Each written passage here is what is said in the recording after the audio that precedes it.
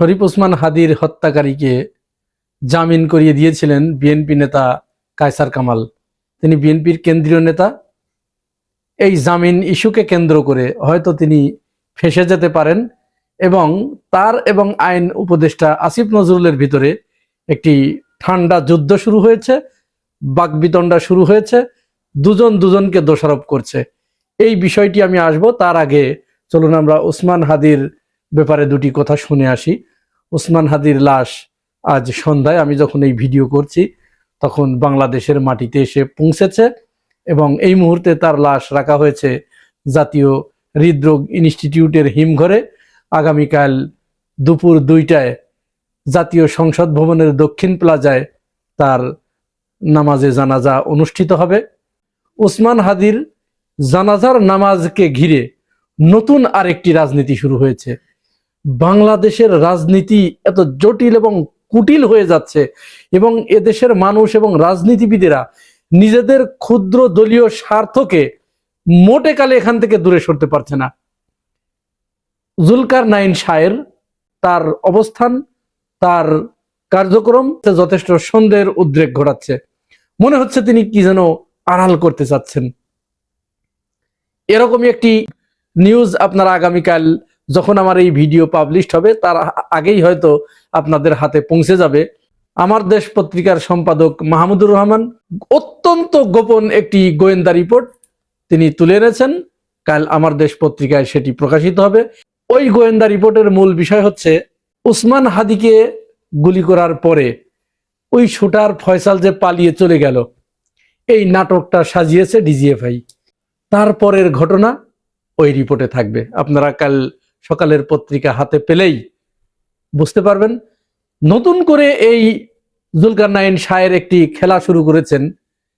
খেলাটা এরকম, ওসমান হাদির জানাজায় অংশগ্রহণ করার জন্য সমগ্র বাংলাদেশ থেকে আগামীকাল লক্ষ লক্ষ লোকের সমাগম হবে এবং ধারণা করা হচ্ছে এই জানাজা স্মরণকালের ইতিহাসে এত বড় জানাজার নামাজ হবে যেটা কেউ কোনোদিন কল্পনাও করতে পারে নাই এবং এই রেকর্ড অনেক রাজনৈতিক নেতা নেত্রী হয়তো কোনোদিনও ভাঙতে পারবে না।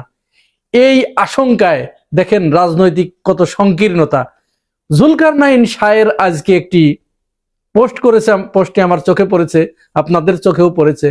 তিনি বলছেন যে আগামীকাল ওসমান হাদির জানাজা উপলক্ষে সমগ্র বাংলাদেশ থেকে একটি বিশেষ গোষ্ঠী, একটি চক্রান্তকারী গোষ্ঠী, তারা লোক সমাগমের আয়োজন করেছে। জানাজার নামাজের আড়ালে তারা সারা দেশ থেকে প্রচুর লোক সমাগম করে বিপ্লবী সরকার গঠন করতে চাচ্ছে। কোনো মতো অবস্থায় যেন তারা এত লোক বাংলাদেশ ঢাকার বুকে না আসতে পারে, আইন শৃঙ্খলার অবনতি হবে, তারা বিভিন্ন জায়গায় এই করবে সেই করবে, যানজট হবে ইত্যাদি বয়ান দিয়ে বিষয়টা অন্যদিকে নিয়ে যাবার চেষ্টা করছে। এত ভয় কেন? এত ভয় কেন? বিপ্লব একটি হয়েছে, এটি তো বিপ্লবী সরকার হবার কথাই ছিল। যদি বিপ্লবী সরকার গঠনের দিকে এগিয়ে যায় এবং সেই পরিস্থিতি তৈরি হয় তাহলে তো বিপ্লবী সরকারই গঠন হবে। কারণ আমরা দেখেছি অনেক রাজনৈতিক দলকে, তাদেরকে যখন একদল মানুষ নিজেদের প্রাণ দিয়ে জীবন দিয়ে উদ্ধার করেছে, তারা ক্ষমতার স্বাদ উপভোগ করেছে এবং যারা ক্ষমতা পাইয়ে দিয়েছে তাদেরকে তারা বেমালুম ভুলে গেছে, বরং তাদেরকে বিপদের ভিতরে ঠেলে দিয়েছে। এটি তো দেখেছি আমরা। তাহলে জুলকারনাইন শাহের এই বিষয়টি বলে তিনি কি বোঝাতে চাচ্ছেন, এটি বাংলাদেশের মানুষের কাছে কিন্তু নতুন করে প্রশ্ন দেখা দিয়েছে।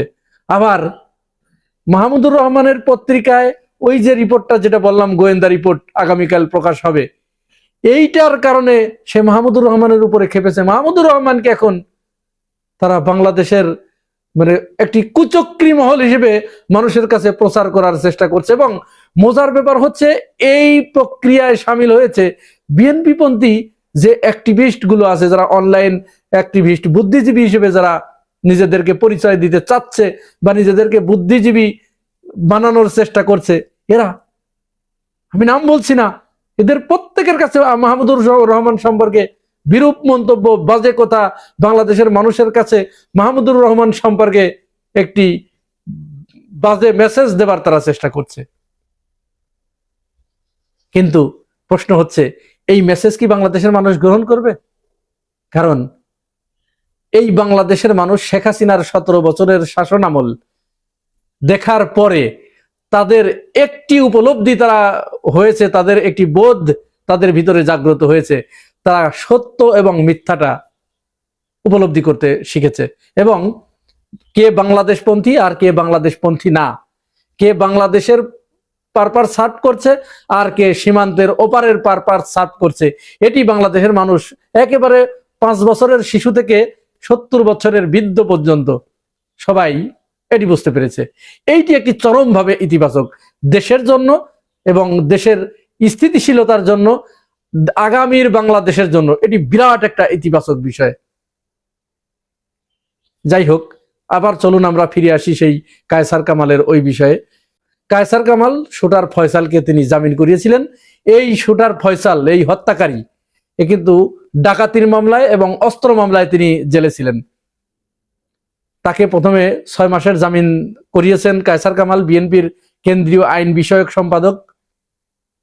তারপরে তাকে আবার কয়েকদিনের মাথায় জামিনের মেয়াদ বাড়ানোর আবেদন করে আবার 1 বছর তার জামিন মঞ্জুর করানো হয়েছে। এখন আইন কি বলে, জামিন কেন দেয়, কিভাবে দেয়, আমরা যারা আইনের ছাত্র তারা ভালো বলতে পারবেন। আমার যতটুকু জানা আছে আমি সেইটুকু বলছি, ভুল হলে আপনারা বলে দিবেন দয়া করে। জামিন হয় মূলত যিনি জামিন করান তাকে তার নিজেকে জামিনদার হিসেবে, অর্থাৎ যে আইনজীবী আদালতের কাছে বলেন যে আমার মক্কেল তিনি ভালো মানুষ, তার কোনো দোষ নেই, যে অপরাধে তাকে গ্রেপ্তার করা হয়েছে তিনি ওই অপরাধের সাথে যুক্ত নয়, সুতরাং আমাকে জামিনদার রেখে, জামিনদার মেনে তাকে আপনি জামিন দিন, সে যদি পালিয়ে যায় তাহলে এর দায়ভার আমি বহন করব। তাহলে এই কথা তো কায়সার কামালকে বলতে হয়েছে। এবং বিএনপির এই যে এই 2 আইনজীবী, কায়সার কামাল এবং আরো একজন, দুজন মিলেই কিন্তু তাকে 1.5 বছরের জামিন করিয়েছে। তাহলে আদালতে তাকে বলতে হয়েছে যে আমার মক্কেল ফয়সাল তিনি অত্যন্ত ভালো মানুষ, আল্লাহর ফেরেশতা, তার কোনো দোষ নাই, তিনি একবারে নিষ্পাপ মাসুম, তিনি কোনো রাজনীতি করেন না, কোনো রাজনীতির সাথে তার জড়িত হবার কোনো আলামত নাই, তিনি কোনোদিন অস্ত্র চোখেও দেখেন নাই, সুতরাং তাকে জামিন দেন, সে যদি দেশ থেকে পালিয়ে যায় বা কোনো কিছু ঘটায় ওই দায়িত্ব আমার। তাহলে প্রথা অনুযায়ী, তার কথা অনুযায়ী আদালত জামিন দিয়েছে। এখন এই জামিন পাওয়ার পরে সে তো মূলত হত্যাকারী, অস্ত্র মামলার আসামি, হত্যা মামলার আসামি, এবং সে বেরিয়ে এসে আবার ওসমান হাদিকে হত্যা করে সে পালিয়ে আছে। তাহলে এমতো অবস্থায় আদালত কি এই কায়সার কামালকে তলব করবে না? আইন অনুযায়ী তো করার কথা। রাজনীতি বিশ্লেষকরা যেটা বলছেন যে কায়সার কামাল অবশ্যই গ্রেপ্তার হবেন, এটি বিশ্লেষকদের কথা। যেহেতু তিনি জামিনদার হয়ে তাকে জামিনের ব্যবস্থা করেছেন, এখন আদালত তাকে বলবে যে তুমি তাকে এনে দাও। যখন তিনি এনে দেবেন না তখন আদালত তাকে গ্রেপ্তার করবে। বিভিন্ন মহল থেকেও কিন্তু এই দাবি শোনা যাচ্ছে, হয় কায়সার কামালকে তাকে এনে আদালতের কাছে সোপর্দ করতে হবে, অথবা কায়সার কামাল নিজেই আদালতের কাছে গিয়ে বলবে যে আমার মক্কেল পালিয়ে গেছে, ঠিক আছে আমাকেই গ্রেপ্তার করুন, আদালত তাকে গ্রেপ্তার করবে। আইন বিশেষজ্ঞরাও এই মতামতটি দিয়েছেন। এরপরে আসিফ নজরুল আইন উপদেষ্টা, তিনি এই বিষয়টি নিয়ে তার কাছে যখন সাংবাদিকরা প্রশ্ন করেছে তখন তিনি প্রধান উপদেষ্টা সৈয়দ রেফাত আহমেদের বিদায়ী কর্মদিবসে গিয়ে সাক্ষাতের সময় যখন তিনি বের হয়ে আসলেন, তাকে যখন সাংবাদিকেরা এই প্রশ্ন করলো তখন তিনি বললেন যে নিম্ন আদালতের চেয়ে উচ্চ আদালত 80% বেশি জামিন দিয়ে দিচ্ছে, এবং যেহেতু এই জামিনে অপরাধীর কোনো রাজনৈতিক পরিচয় লেখা থাকে না, দেদারচে তারা জামিন পেয়ে যাচ্ছে।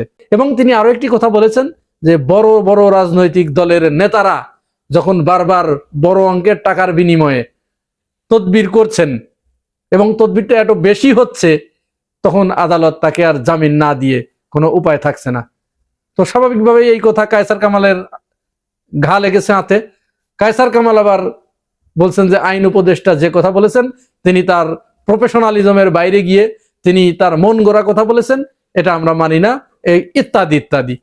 তো এখন এই যে দুইজনের ভিতরে একটা বাক বিতনটা দেখা যাচ্ছে এই জামিন ইস্যুকে কেন্দ্র করে।